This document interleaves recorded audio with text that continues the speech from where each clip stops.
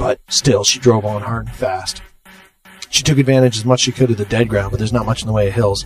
She had to use the natural cover, the sloped, hilly regions, what they would call in the military field, the enfiladed fields of fire and the defilated fields of fire. But even still, marauders were coming fast, and their vehicles were not weak. The marauders had been around for a long time in the desert, and they knew exactly what they needed and how to move. Colette had had run-ins with them before. Colette, they were no stranger to her techniques and her trades. They knew she was formidable, but they'd been wanting that vehicle of hers and her head on a stick for so long it wasn't even funny. Not to mention anything else they do with her body before they happen to cut that head off. This was supposed to be an easy job, just in and out. She had it completely in hand, but then this stupid kid had to show up and screw everything.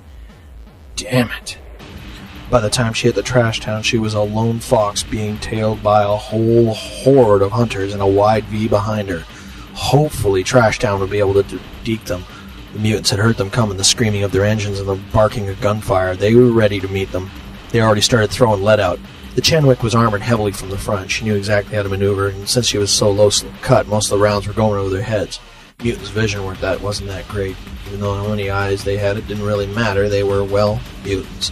They had no idea how to shoot. She could outshoot every single person chasing her and the ones ahead, but didn't help her that much right now. She could have sprayed with the 20 mil, but she had to conserve that ammo. She knew it was valuable and hard to come by. She could crush it, but she only had so much at any one given point in time. She didn't have really much time to reload. And, after all, finding metal that she can get inside the compressor was hard enough to do anyway. But she had bigger fish to fry at this moment. She had bigger things to worry about. She screamed into Trash Town, tipping over a trailer as she went. She got air off a dune and slammed her back axles into the tip of the trailer, rolling it like a pop can down the road. It was amazing the carnage that happened after that. Of course, fires began to erupt sporadically.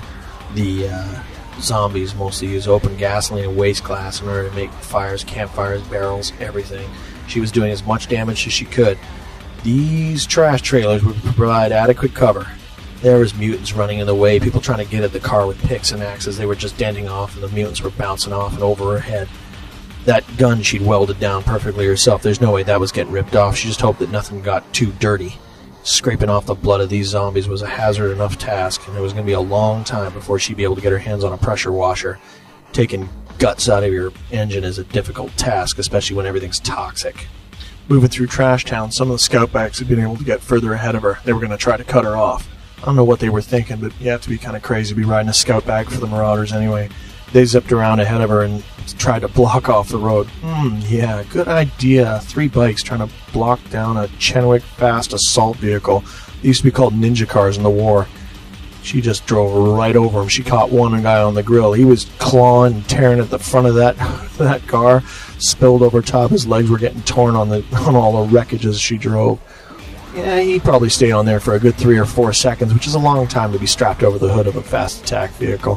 Before, well, she just happened to hit another barrel and the fire spilled down on him, and 1 second he was there, next second he was gone. Of course, the other recon bikes were getting behind. The bullets started hitting her vehicle. By this time, the little girl in the back had started screaming. Perfect. Couldn't get much better. The roar of the engine, screaming of a little girl, and bullets singing over her head. This was shaping up to be a very, very good day. There were 2 bikes in quick pursuit behind her, and she was going to have to get some breathing room if she ever wanted to get away from these guys. Only one thing to do. She slammed on the brakes, and the 2 bikes rocketed into the rear end of her vehicle. The 2 guys went sailing over top of the head, screaming the whole time. Screams muffled by the helmet and the roar of gunfire, and of course the mutants would take care of them. One guy hit the ground. He bounced a little bit. He kind of laid still before the mutants dragged him off to the side. Fresh meat for the killing. The other guy just was caught out of the air by a whole crowd of them. She almost felt bad. Almost. But right now there was no time to feel anything. Right now she had to take advantage of all the smoke and carnage that had been chewed up by these marauders going through Trash Town in order to get away. So that's exactly what she did. She knew where the nearest way out of this Trash Town was, so she made for it. She had to get closer to that city. She had to. She made it outside of the town and realized that there was not the speed happening that she was going to need. There was something wrong, something very, very wrong. Going over the wreckage, something must have come up. Maybe a mutant got caught up in some of her capacitors. Who knows? Maybe some wiring got loose. Anything could have gone wrong, but she was not getting the speed required. That vehicle could do 260 miles an hour on the Plasteel Highway. Off-road, she could sometimes get it up to about 180, 190, and she was going to need every single ounce of horsepower she had if she was going to get away from these marauders. But right now, she'd be lucky if she could get over 100. Hell, a marauder on foot could almost do 100 miles an hour. There's no way she was going to get away. She may be able to stem off, but she had more than 40 miles to go before the next. She was even near the city limits, even near the fringe. No, there was a problem. She wouldn't be able to run. Things were going from bad to even worse. Those marauders would be able to track those where she is, and she just followed a swath of destruction. If she just had a little bit more time, but time was something that she just didn't have. She made it 10 more miles before problems started even getting worse. She knew that she was going to have to take a look at what was going on, so she got close. The Plasteel Highway ran over top of a small stream. She got out of the Chenoweth and took a quick look. Yep, just as she guessed, the wiring had become hooked up. She'd have to run almost new wires to 90% of her capacitors. This was a bad scene. She was running out of time, running fast, and she still had over 30 miles to go to get to the fringe. Meanwhile, back with the marauders, the guy running the show, his name was Murdoch, a really crazy bald bugger who really didn't care about anything or anyone.